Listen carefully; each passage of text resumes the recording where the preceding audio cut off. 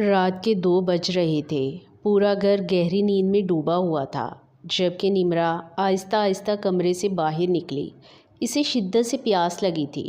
جیسے ہی وہ کچن کی طرف بڑھی، اچانک کسی چیز کے گرنے کی آواز سنائی دی۔ کون ہے وہاں؟ کیا؟ اس کا دل زور زور سے دھڑکنے لگا۔ وہ دبے پاؤں اندھیرے کی طرف بڑھ ہی رہی تھی کہ اچانک کسی نے اسے دیوار کے ساتھ کھینچ لیا۔ ایک سخت مردانہ ہاتھ اس کے منہ پر آ گیا۔ شش، چیخنا مت۔ نمرا خوف سے کانپ گئی۔ میں زخمی ہوں، مجھے اپنے کمرے میں لے جاؤ ورنہ میں مر جاؤں گا۔ اس کی آواز درد سے بھری ہوئی تھی۔ نمرا نے غصے سے اس کی طرف دیکھا۔ تو ایسے بول رہے ہو جیسے تمہارے مرنے کے بعد میں بیوہ ہو جاؤں گی۔ شدید تکلیف میں بھی وہ اجنبی ہلکا سا ہنس پڑا۔ نمرا نے مشکل سے اسے سہارا دیا۔ وہ لمبا مضبوط جسم والا آدمی تھا اور اس کے کندھے سے مسلسل خون بہہ رہا تھا۔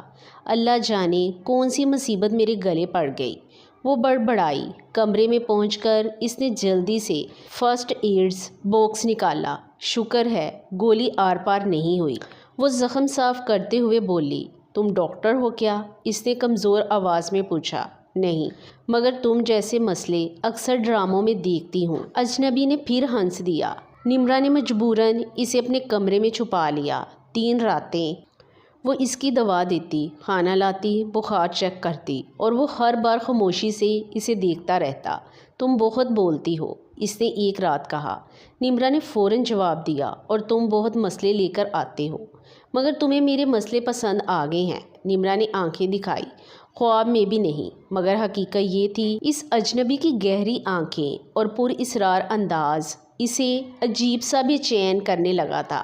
چوتھی صبح جب نمرا کی آنکھ کھلی، وہ جا چکا تھا۔ کمرہ خالی تھا، صرف تکیے کے پاس ایک سادہ رنگ کی گھڑی پڑی تھی۔ نمرا نے عجیب سی خاموشی محسوس کی۔ چلا گیا کیا؟ پتہ نہیں کیوں اسے تھوڑا برا لگا تھا۔ 1 ہفتے بعد نمرا کو ایک خوبصورت بلیک باکس ملا۔ اس نے حیرت سے کھولا۔ اندر ہیرے کی چمکتی ہوئی انگوٹھی تھی، ساتھ ایک خط۔ نمرا کے ہاتھ ہلکے سے کانپ گئے۔ تھینک یو مائی لو، تم نے صرف میری جان نہیں بچائی، میرا دل بھی چرا لیا۔ اب شادی کروں گا تو صرف تم سے۔ نیچے صرف ایک خط لکھا تھا، زیان شاہ۔ نمرا کی آنکھیں حیرت سے پھیل گئی۔